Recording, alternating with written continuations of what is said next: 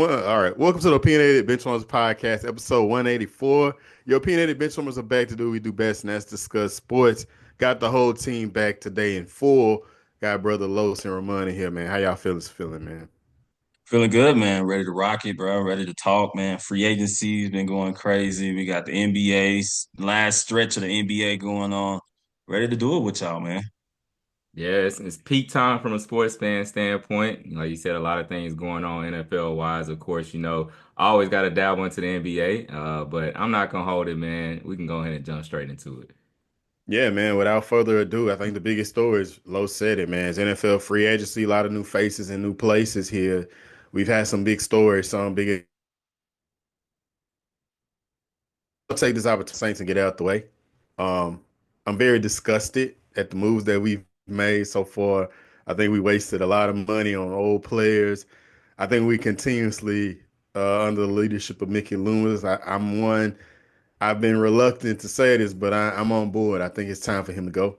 I hate for anybody to lose their job, but at this point, you know, to to say that you don't believe in a rebuild and you don't believe that we're, you know, a player. You believe that we're a player away and we're not, and it just feels like at this point he's lying to the fans and he's just kind of pissing on us, telling us rain. My first piece of the disappointment was when we rearranged Derek Carr's contract and further kicking the can down the road. We've been in this $70 million bind for going on 3 or 4 seasons in a row, and then you see us give Chase Young this big contract, and you look at his production in last season, it wasn't there to have earned that type of contract. And then, to sign Justin Reed into we supposed to be excited about that. And even though I think Justin Reed is a very solid player, but to sign him for 3 years, I think 30 plus mil or something around there. I would be excited if I was the Eagles and I was a contender. I'd be excited if I was the Chiefs in getting Justin Reed because I think he's a piece on a contender. But I feel like signing Justin Reed is like pouring water in like a moon crater. Like it's not going to do anything. He's a good player, but further putting us in a bind financially. And then, of course, always giving charity work and re-signing older players. And even though I appreciate what he's done for the organization, I think that it's just frustrating at this point that we're this far away and we keep kicking the can down the road. And at this point, I have nothing to be excited about really, and it's very disappointing, man, to say the least. No, yeah, and I'll just say, touch on that too. Is yeah, I think we talk about it and we say it every year. The worst place to be is middle of the pack, right? And the Saints right now is middle of the pack situation. The Saints are, we can't look at that roster and say championship. And what Rob was saying, you're giving all these players these long contracts, not even like 1 year deals as you can fix the cap. You're giving them 3 year deals, which means you continue to have them locked in. You're going to continue to take these cap hits every year, and I mean, a sign of that is Jawan Johnson. He is probably at best middle of Oh the my pack tight goodness, end. I Middle of was the done. pack tight end. And like, why are you giving these guys these type of contracts? If anything, tear it down. Anybody in a smart situation, tear it down, give the fans something in the direction that you're going. Right now, the direction is just middle of the pack. We don't expect, again, this team to be a championship team. So they're going to win some games, be good enough to not get a top pick, right? But not be bad enough. It's frustrating, And I was telling Rob, we talking about this offline. He knows I'm not a Saints fan, but I like when the Saints are good because, again, that it at least makes it competitive. It at least makes it interesting to compete against them. Right now, I just don't see that with this team. Yeah, I mean, y'all already pretty much said it. I mean, you don't really see the clear direction that's gonna cause this team to basically get back to that point of contention. To me, with bringing in a new regime, you kind of look at two different angles. Either one, of course, you go all in and you try to get that top tier talent to contend, or with the new regime, you're gonna have, time. You got a young head coach. To me, I thought the better idea was to go ahead and, in my opinion, blow it up. I don't know how Saints fans feel about that, but to me, you go ahead and blow it up, and then you look to contend for years to come after blowing it up because you got the new young head coach in there. And so, I definitely was a little bit confused by some of the signings as well, too. Like you said, I mean, I did overall still, even though I get your point about, it being a move that's more for a contender, I still do like the Justin Reed signing. I like the type of player, and I like what he brings to the table. And maybe it's the Louisiana roots and connections that are there, too. I think one little side note was actually seeing the Saints get some Louisiana slash LSU talent to finally come in there after all them years of passing over LSU player after LSU player. Now they finally kind of decided. I saw the Will Clapp signing and then the Gotchar as well too. And so finally you having some LSU talent come in there, but it's still all kind of confusing right now. Yeah, it is. I mean, when you watch your head coach saying that they believe in Derek Carr, what has Derek Carr accomplished in his career as a Raider besides padding his stats because they were a terrible team? What has he proven? He hasn't won anything. So why do we put so many eggs in the basket? We draft a Spencer Rattler, and he wasn't ready last year, but he showed flashes. If that's who you think is the future, then let's go ahead and see what he has fully. We don't invest in anything. We're spinning our wheels here. I've never seen an organization where it feels as though Mickey Loomis is the owner and making the decisions and is the face of the front office and is running a dictatorship. And with Kellen Moore, let's be real. I think I said it on last pod. I'm wrapping this up. Kellen Moore was the last resort. Kellen Moore has been passed up for head coaching jobs 2 seasons in a row. We've had at least three coaches that has pulled out of the Saints, and each report that came out of those complaints was a little bit of elements of what it was. We had Aaron Glenn has reported that, hey, you get rid of Mickey Loomis, I'll come in and be your head coach, and we can get a GM. We can find a GM together. McCarthy. I don't know what the money situation, but a little bit of that too, as well as you saw that you saw Cliff Kingsbury, take his name out of here. He would rather go back and be a office coordinator with the Commanders and Coach Jaden than to be in that situation. And when you see coaches pull out, you have to think that there is some type of organization miscommunication or there's something wrong. Jerry Jones got his guy that he could manipulate and control. Let's call it for what it is. And I think a little bit of that can be evident in how the Saints are making decisions. But we'll see. But I'm not looking forward to this year. I don't think we're gonna do anything, and it's very disappointing. Yeah, I 100% agree with you, brother.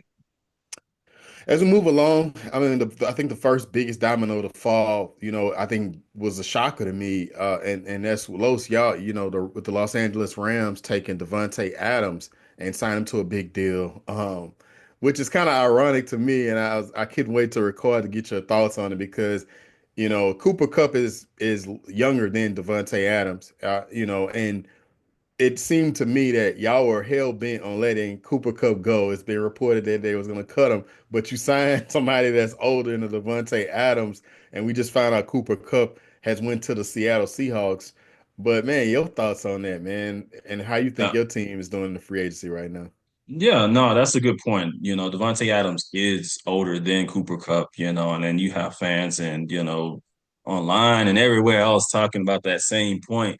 But I'll make this point. Cooper Kupp has been a Super Bowl MVP. I'm gonna give Cooper Kupp his flowers. He's been great. He has been the last 8 years. He has been Mr. Consistent for us, Mr. Reliable for us. But anybody watching Cooper Kupp the last 2 years know that the injuries finally caught up with him.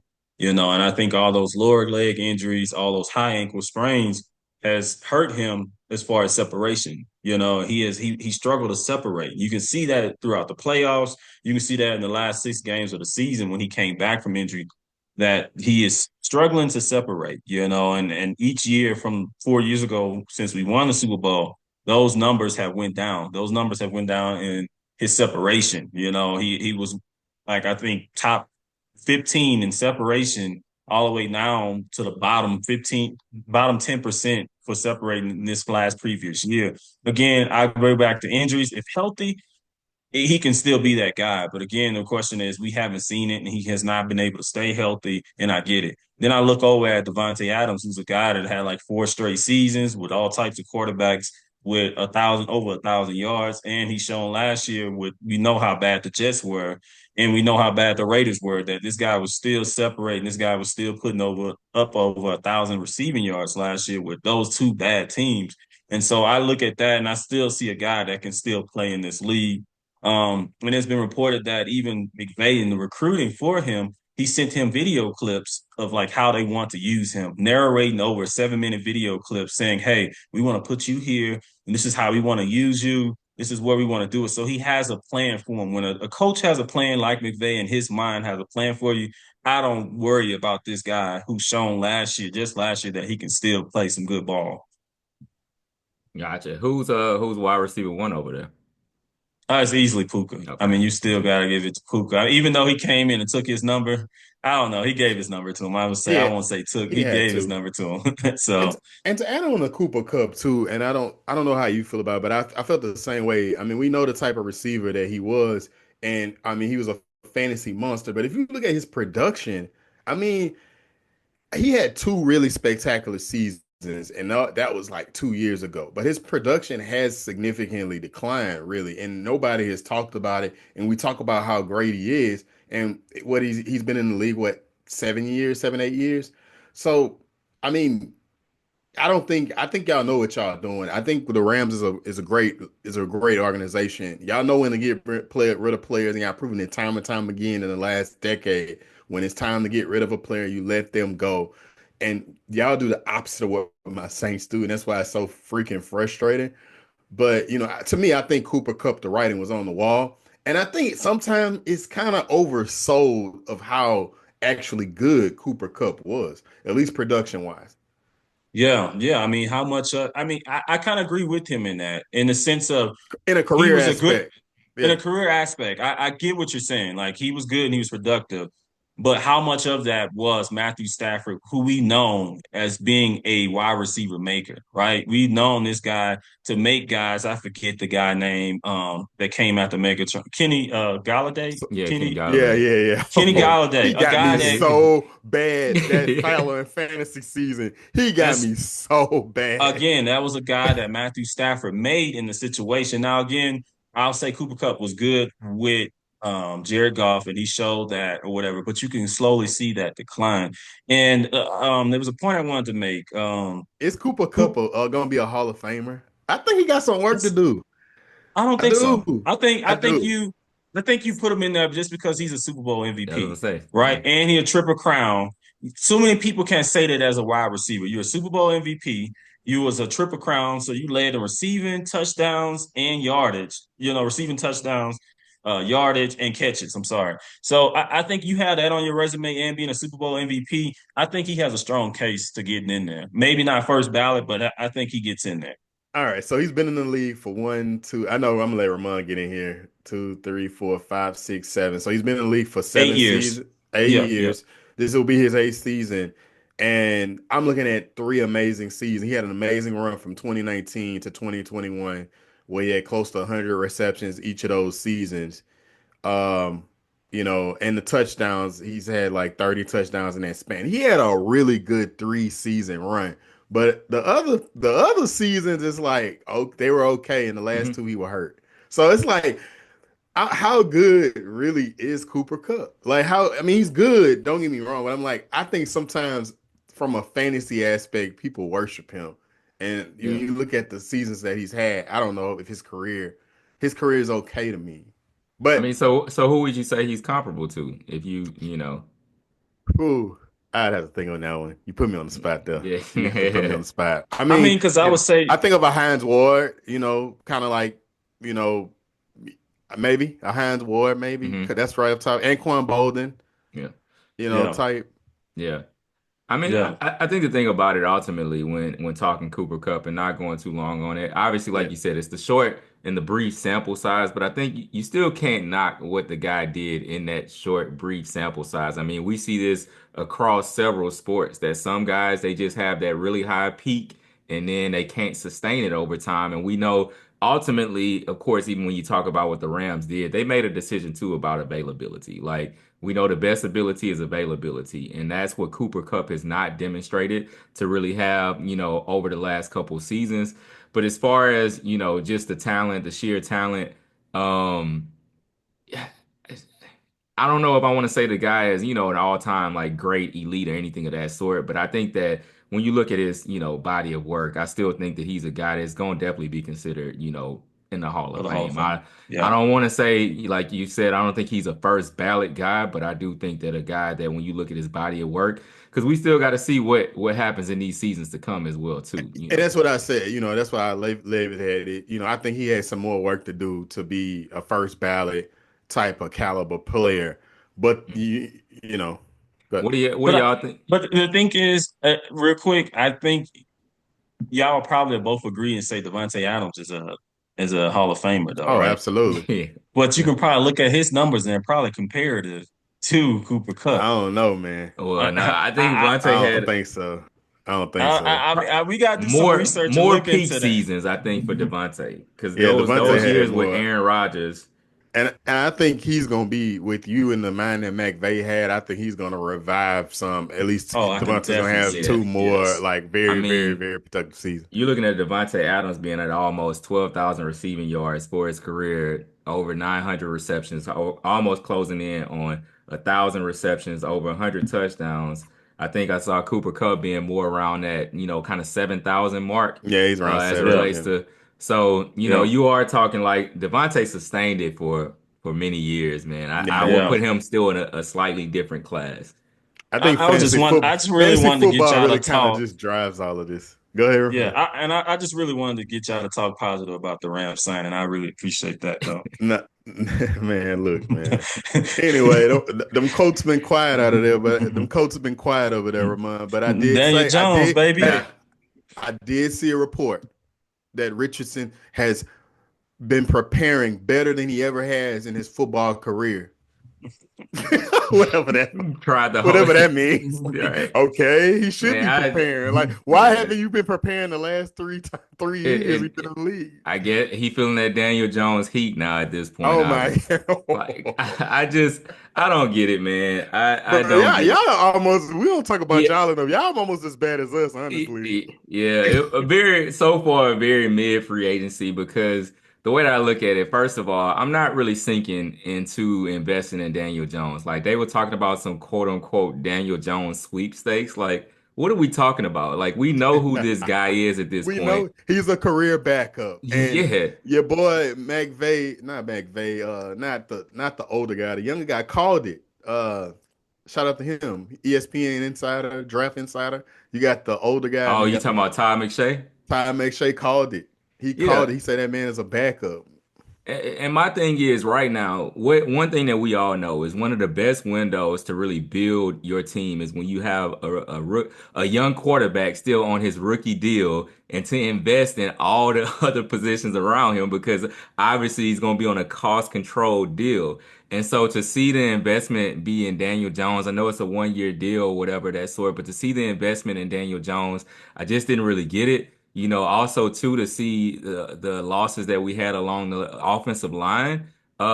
Whenever to me, you're doing all the wrong things as far as building around a young quarterback. You decide that, you know what, we're going to invest in a backup. So that's what we're going to do. And then we're going to also decide that we're going to actually not invest in the offensive line to protect the young quarterback. And then the main thing that we did, the only thing that I can say that I've been pleased with thus far is what we've done to help out the secondary and going and getting Ward and buying them. But besides that, I'm not a real big fan of the free agency at this point. I think it continues to allow us to be a mid team as well too, which is something I'm not excited about. I think in the backfield wise, Khalil Herbert is a good compliment, to Jonathan Taylor. But honestly, it's not something that I'm looking at this free agency period like, oh, Ballard, you're really saving your job at this point. Like, really, your job might need to be on the line at this point, brother, because we're going nowhere pretty fast right now. I think no one is worse as bad as we talk about our teams, Ramon. I don't think any organization is worse than the Giants right now. I Yeah. mean, they refused to pay Saquon 3 years, 38 million, but they paid Darius Slay 3 years, 36 million. Let's look at his production and talk about what type of receiver he is. But let's while we're on losers, real quickly. I mean, every team didn't win. And I know Los would love to see this, but the 49ers and the Eagles, bro, are they? I mean, the Eagles probably could do it again because they got Saquon, right? But the 49ers, are they rebuilding over there? Like, what are they doing? They lost like at least five key players on their team, and we knew it would happen because now they have to pay their quarterback, and they're gonna have to pay him at least close to $50 million. They may get away with paying him um, what what Josh Allen might got paid, maybe below that because Josh Allen didn't. He gave his city a discount. But I mean, it's not looking good over there in San Francisco. It looked like their window is closing. McCaffrey, they traded for him. McCaffrey hasn't been healthy the last two seasons. He burned me in fantasy this year. I would never touch that man ever again. But 49ers, man, what are they doing over there? I I mean, you think I lose think Debo. Debo's a commander now. You signed Ayuk, he got hurt. So Yeah, no, I mean, I think they know that the bills came, that the bill to pay finally showed up, and I think they're quietly doing a rebuild, right? A lot of teams do this where they reset, they develop. The thing about it too is one thing quietly is they have a lot of draft picks too. They know that they're sitting on a bunch of draft picks after trading, Debo away and all the things that they got over there. So I see them being a team like they trying to do kind of the Rams route of last year where they kind of tore it down, got rid of Ramsey and all the big names or whatever, and quietly try to just develop and draft well, and quietly. But I mean, if you just pay attention to what's going on, like you mentioned, Debo's gone, and a lot of their key guys on the defensive side of the ball signed elsewhere. And like you said, pay their quarterback. But you got to start looking at some of them vets like like Kittle, and like McCaffrey. Are you going to hang on to those guys? Or are you going to do a mid-season trade with those guys if the season doesn't turn the way that you want to? So I'll be interested to see and watch those veterans over there and see what they end up doing with them too.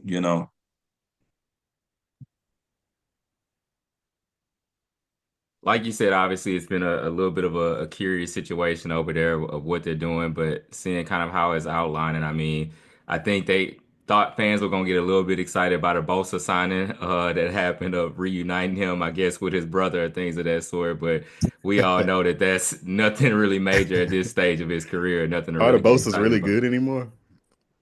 I think Nick is still solid. I don't Yeah. really know too much about Joey being that guy really I must be anymore. just in a bad mood. I've been And reading Joey that signed with guy. the Bills. Joey Bosa signed with the Yeah, he Bills. signed with the So Bill. Oh, my bad. I'm tripping. I'm yeah, tripping. Yeah. yeah, Yeah. But what I'll say about it is that they ruined their window. I think with Debo and Ayuk, they didn't. I think they waited as long as they could to possibly pay them off. They got Christian McCaffrey, which was a special talent, but they ran him into the ground. And I think that is just now it's just like, hey, we do a quiet rebuild. We get rid of some of these contracts, but now when you look at their quarterback, their quarterback earned that $50 million contract. I'm not gonna take that away from him. But now, no Debo. Ayuk probably is gonna miss some of this season. I hadn't heard any reports, but that type of injury is gonna last. George Kittle's aging.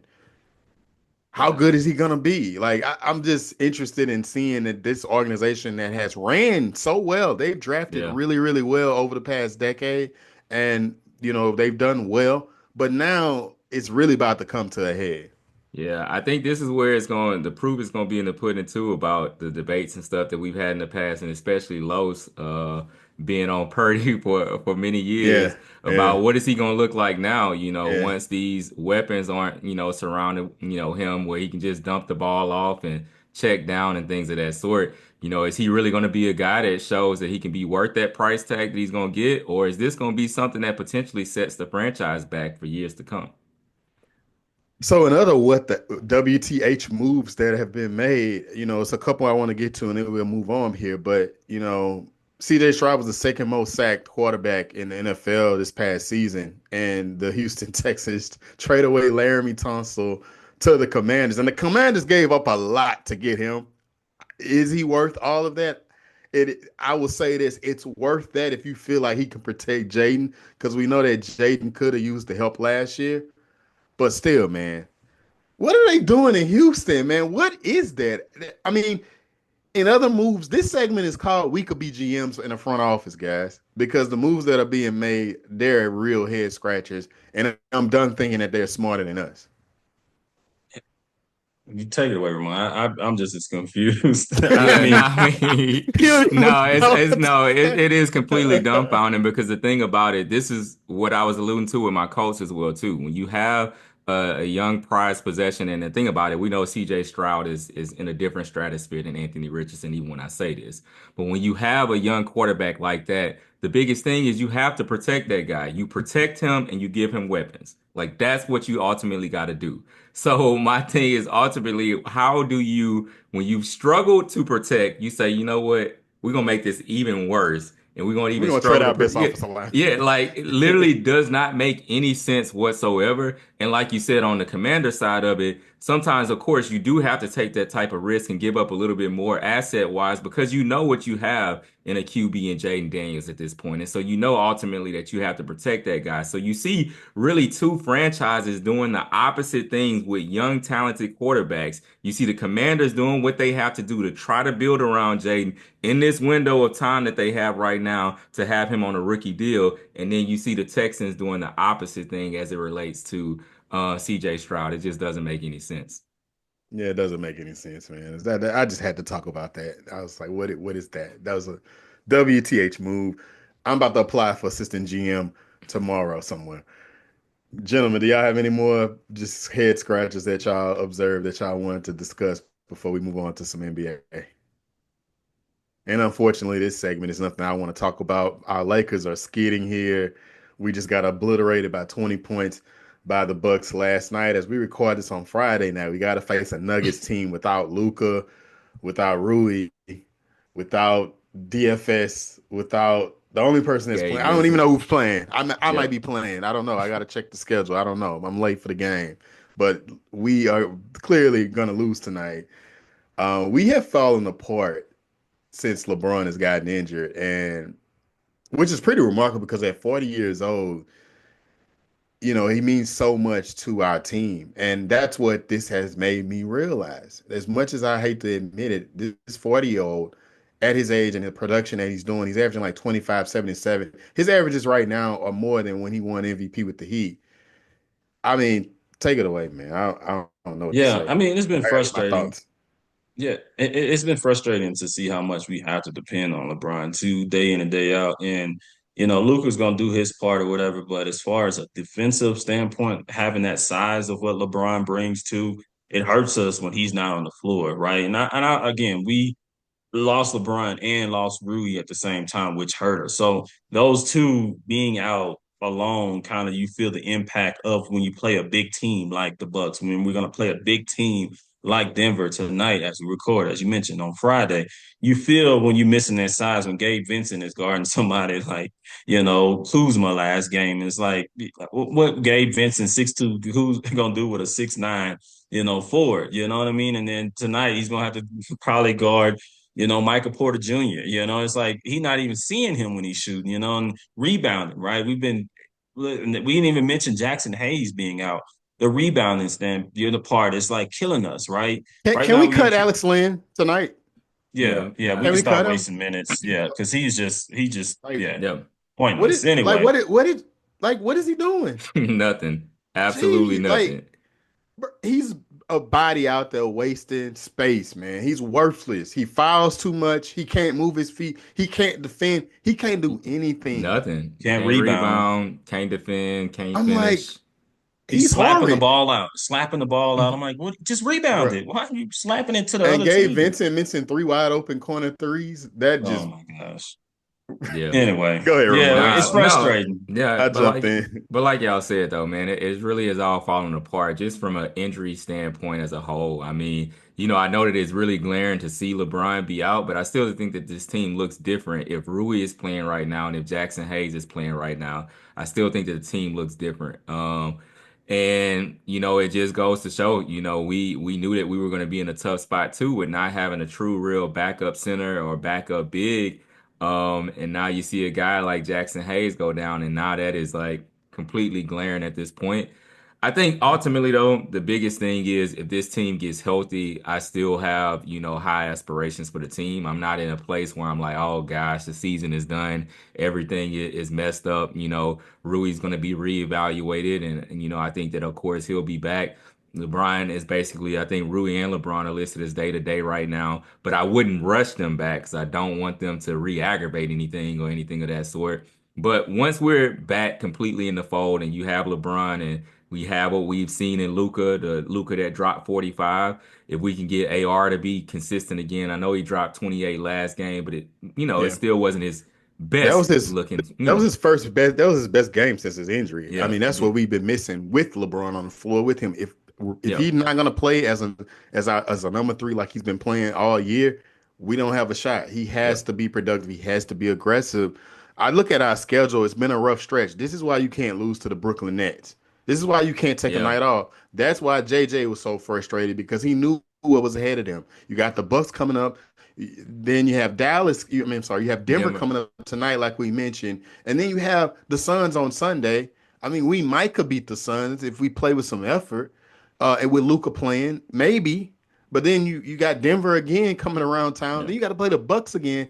We got four more games, and then we yeah, had the Bulls, which we should be able to beat, and then Orlando. But Orlando is no slouch either. yeah, So it's just you can't drop games, and you can't just play. When you have to beat the team in NBA, you have to beat the teams you're supposed to beat. yeah. Yeah, I 100% agree. And I was going to say, would you guys prioritize healthy team in the playoffs or seeding right now? Hell, I mean, I mean, hell, it's tough, man. I mean, my opinion personally. I mean, when I look at us, I don't know if we're gonna get a number two seed, right? yeah, Realistically, just with our schedule, with this stretch we're about to go on, we're at fourth seed right now. We're probably gonna lose tonight. I mean, I'm a gambling man. I mean, I would put money on that us losing tonight. So I mean, with the tough stretches we're going on, I mean, we might be in the play-in by next week, man. If we don't get it I, together, we might be in the I play-in. I think we'll avoid the play in, but I think that ultimately you have to look at it. The run that we made a couple of years ago to the Western Conference Finals, we were in the play in, leading into that, or at least no higher than the sixth seed or whatever of that sort in that playoff run. I want to say we were the seventh seed because we played Memphis as a two seed and beat them in the first round. So ultimately it was about health then. I think that even you look at the run that Dallas made last year, Dallas wasn't the top seed or anything of that sort. So for me, you just got to get this team healthy. You can have LeBron and Luca be two of the top five guys in the Western Conference when they're healthy, and I'll be ready to roll at that point of seeing that. Bro, we got a tough stretch in March, man. I'm looking at the schedule now. We only probably got two games that we supposed to win. Yeah. Well, So, and the NBA we'll, didn't do us any favor with how often two they scheduled. I think in this weaker stretch or so, it's like 5 games and 7 nights, or even six or something like that. So, I tell you what, unless AR drop 50 tonight. Look, man, hey, the Western is tough. Every game counts. So we'll see what happens. Denver will be highly motivated with us beating their butts the last time we saw them. So, but as we wrap this up, fellas, I mean, it's been a pleasure doing this with y'all again. Every day that I'm able to do this is a privilege, man. We appreciate all of the listeners and supporters. We're up to 10,000 subscribers on YouTube. So join the wave, subscribe to the YouTube, hit the bell, get notified when we drop content. Make sure that you're subscribed to the podcast on wherever you like to listen to your podcast on. And man, until next time, we're out of here. Later.